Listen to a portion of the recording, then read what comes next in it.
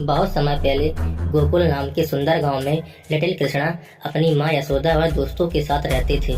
कृष्णा बहुत नटखट थे और पूरे गांव में उनकी शरारतों के चर्चे रहते थे।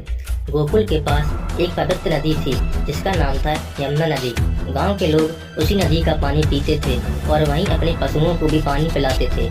लेकिन एक दिन उस नदी में एक बहुत ही खतरनाक जहरीला नाग आकर रहने लगा। उसका नाम था कालिया नाग। कालिया नाग इतना जहरीला था कि उसके जहर से नदी का पानी काला पड़ गया। जो भी जानवर या पक्षी पानी पीता वह बीमार हो जाता। धीरे धीरे लोग यमुना नदी के पास जाने से भी डरने लगे। एक दिन कृष्ण अपने दोस्तों के साथ खेलते खेलते नदी किनारे पहुंच गए। उनके दोस्त गेंद खेल रहे थे। अचानक गेंद उछलकर नदी में जा गिरी। कृष्ण के दोस्तों ने डरते हुए कहा, कृष्ण वहाँ मत जाना, उस नदी में कालिया नाग रहता है, वह बहुत खतरनाक है। लेकिन कृष्ण मुस्कुराए और बोले, डरो मत, मैं अभी गेंद लेकर आता हूँ। इतना कहकर कृष्ण एक पेड़ पर चढ़कर सीधा यमुना नदी में छलांग लगा दी।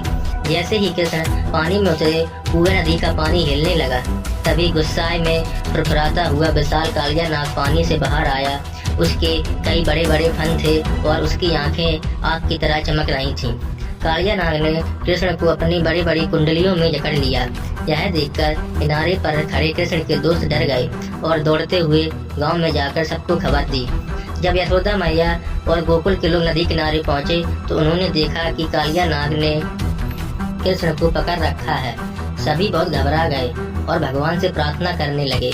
लेकिन कृष्ण बिल्कुल नहीं डरे।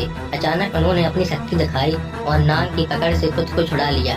फिर भी तेजी से उछलकर कालिया नाग के फन पर चढ़ गए। अब कृष्ण कालिया नाग के सिर पर नाचने लगे। जैसे जैसे कृष्ण नाचते कालिया नाग कमजोर होता जाता। कृष्ण के चरणों की शक्ति से नाग के सारे घमंड टूट गए।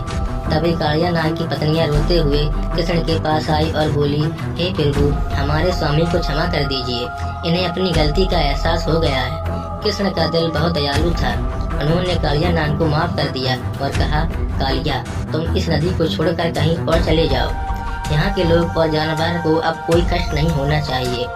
कालिया नाग ने सिर झुकाकर कृष्ण को प्रणाम किया और तुरंत अपने परिवार के साथ नदी छोड़कर चला गया। जैसे ही वह नदी का पानी फिर से साफ और पवित्र हो गया, गोकुल के लोग खुशी में झूमने लगे। सबने कृष्ण की जय जयकार की। यशोदा मैया ने कृष्ण को गले लगा लिया और सारे दोस्त खुशी से नाचने लगे। नेक्स्ट पार्ट देखने के लिए हमारे चैनल को सब्सक्राइब जरूर करें।